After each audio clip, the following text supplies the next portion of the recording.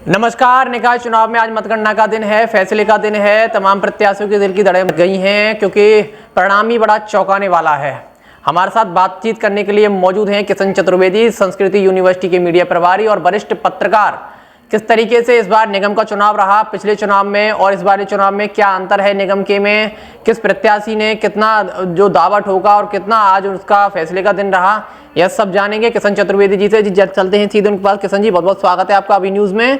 आज फैसले का दिन है, परिणाम अभी तक चौंकाने वाले आ रहे हैं। बात करूं मैं मेयर पद की तो बीजेपी लगातार आगे चल रही है, अन्य जो वार्ड हैं उनमें भी दूसरी पार्टियों का दबदबा जारी है।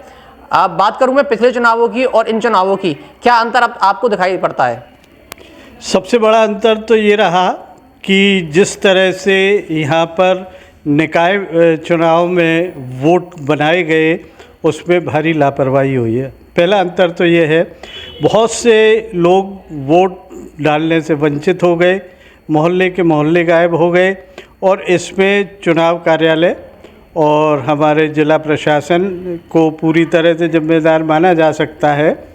एक बात और भी थी कि जो वोटर थे उनकी ना जानकारी भी भारी पड़ी है। वोट ना बनने के पीछे उनको ऐसा महसूस हुआ कि उन्होंने लोकसभा में वोट डाले और विधानसभा चुनाव में वोट डाले तो उनका वोट होगा, और इस अभाव में वो निश्चिंत रहे चुनाव के दिन तक कि हमारा वोट तो होगा ही होगा। और जब उन पर पर्चियाँ नहीं आई और बूथ पर पहुँचे तो वहाँ बताया गया कि लिस्ट में नाम नहीं है, तब ये मालूम पड़ा कि नगर निकाय के चुनाव में जो वोट बनते हैं वो वोटर लिस्ट अलग होती है, उसमें वोट अलग बनाए जाते हैं और वो काम बीएलओ के द्वारा किया जाता है, जो कि इस बार ऐसा लगता है कई क्षेत्रों में बड़ी लापरवाही बरती गई है।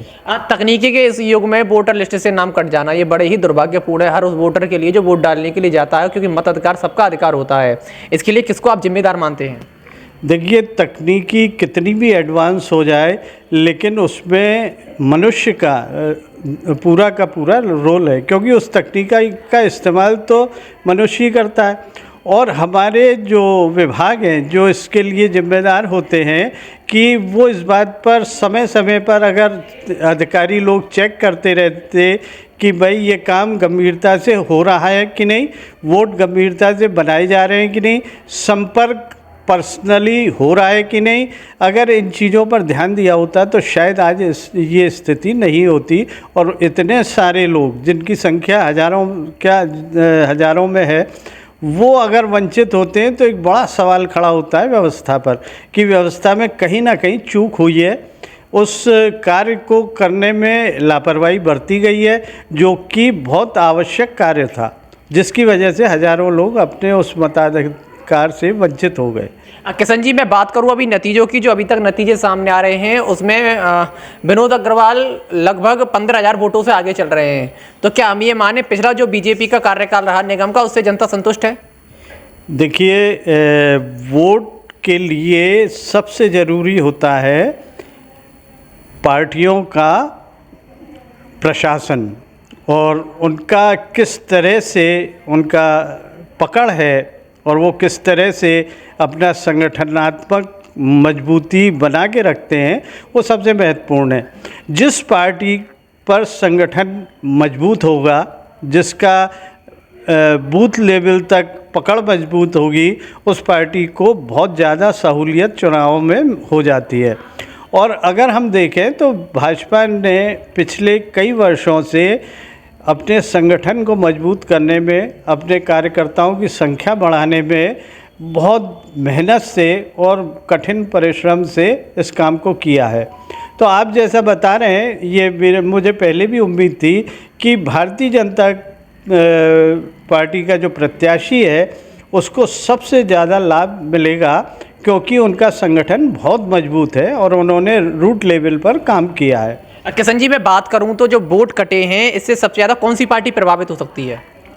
मेरा मानना है, हालांकि ये थोड़ी सी अजीब, मैं ऐसा मानता हूँ कि इससे सबसे ज़्यादा भारतीय जनता पार्टी का प्रत्याशी प्रभावित हुआ है, जिससे आज की तारीख में बहुत बड़ा अंतर मिलना चाहिए था। अगर जिस तरह से उनकी पकड़ है और जिस तरह से कार्यकर्ताओं की संख्या है, उसको देखते हुए अगर ये मैं कह सकता हूँ कि भले ही पार्टी प्रत्याशी जीत रहा हो, लेकिन मेरा ऐसा मानना है कि पार्टी प्रत्याशी फिर भी नुकसान में रहा है वोट ना बनने से। किशन जी, मैं बात करूं कांग्रेस की, अगर तो कांग्रेस जब दो धड़ों में बट गई और उनके वोट बढ़ गए हैं, उसका नतीजा आज दिखाई दे रहा है कि पार्टी बसपा से भी पीछे चल रही है। क्या ये दोनों धड़ों में बट जाना कांग्रेस के लिए नुकसानदायक रहा? देखिए, काफ़ी वर्षों से मैं अगर यहाँ के क्या पूरे प्रदेश की बात करूँ तो कांग्रेस के संगठन ने अपने आप को ही बहुत चोट पहुँचाई है। आपस में नेताओं के ऊपर कोई नियंत्रण ना होना और उनका अलग अलग निर्णय लेना, स्वयंभू स्थिति में कुछ नेताओं का आगे बढ़ जाना, वो सब पार्टी में बिखरावी पैदा करता है। और स्थानीय स्तर पर भी देखा जाए तो मेरा मानना था कि अगर इस समय जो ये चुनाव था, अगर इस समय सारे पार्टियां मिलके अपना एक प्रत्याशी खड़ा करती तो निश्चित रूप से भाजपा प्रत्याशी दिक्कत में आ जाता। लेकिन बाकी पार्टियां छोड़ो, खुद कांग्रेस में प्रत्याशी को ये कहना पड़ रहा था कि वो जो पार्टी का सिंबल है उस पर वोट नहीं देना है, इस पर वोट देना है। तो ये बड़ी विचित्र स्थिति थी कि कोई पार्टी के जो घोषित प्रत्याशी हैं उनके सामने कितनी बड़ी दिक्कत खड़ी हो गई वोटर्स को ये कहने में कि नहीं नहीं, हम मतलब ये सफाई देनी पड़ रही थी कि हम पार्टी के अधिकृत प्रत्याशी हैं। और ऐसा सिर्फ इसलिए होता है कि जब पार्टी में कहीं ना कहीं बिखराव या कोई अनुशासनहीनता या कोई ऐसी घटना होती है। अब बात करूं मैं, अगर ये तो खैर रही निकाय चुनाव की बात, लेकिन कांग्रेस की बात अगर कर्नाटका में करें तो लगातार जीत की ओर अग्रसर हो रही है और यहाँ पर उसकी हालत खराब दिखाई दे रही है, जैसा कि अभी आंकड़े बता रहे हैं। तो इन दोनों चीज़ों को किस तरीके से आप देखते हैं?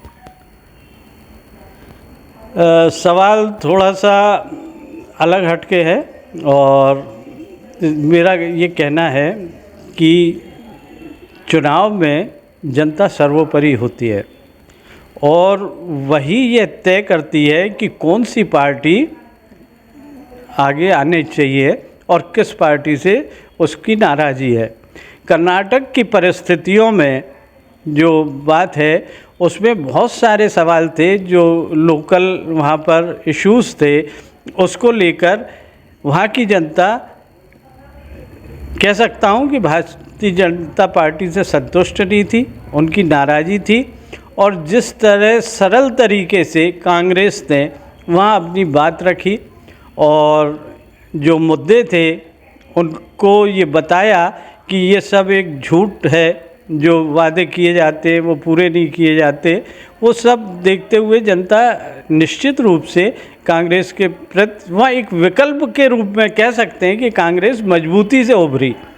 जहाँ एक अच्छे विकल्प प्रस्तुत होता है तो वहाँ मतदाता को आसानी होती है कि हम इसको नहीं इसको देंगे, क्योंकि अब आपने यहाँ की बात की तो यहाँ कोई विकल्प नहीं है। आज भी मतदाता के पास ऐसा कोई विकल्प नहीं है जो ये मान लिया जाए कि ये पार्टी का प्रत्याशी मजबूती से काम कर पाएगा।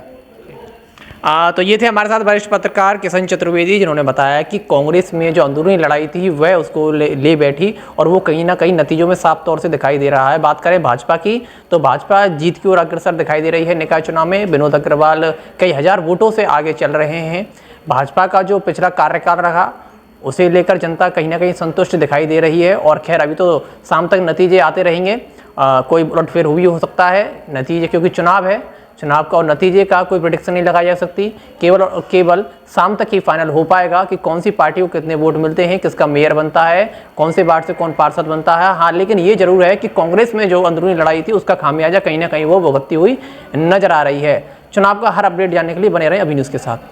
मथुरा का पहला एस्थेटिक सेंटर जहां आप लोगों को मिलेगा आपके सभी हेयर प्रॉब्लम्स का solution, proper hair transplant, cosmetic surgery, filler, Botox, face lifting, surgery के द्वारा बिना सर्जरी के भी आपके चेहरे पर किसी प्रकार का निशान हो इसको हटाएं लेजर से या फिर बिना लेजर ट्रीटमेंट के। डेंटल से संबंधित सभी समस्याओं का इलाज वो भी स्पेशल डॉक्टर्स की टीम के द्वारा। Doctor Ashish, doctor Amit Agarwal, plastic surgeon doctor Nitesh Dalmet, doctor Priyanka, doctor Pooja, MN Dentomax, restore your natural beauty, near Pradeep medical, Mohali road, Mathura.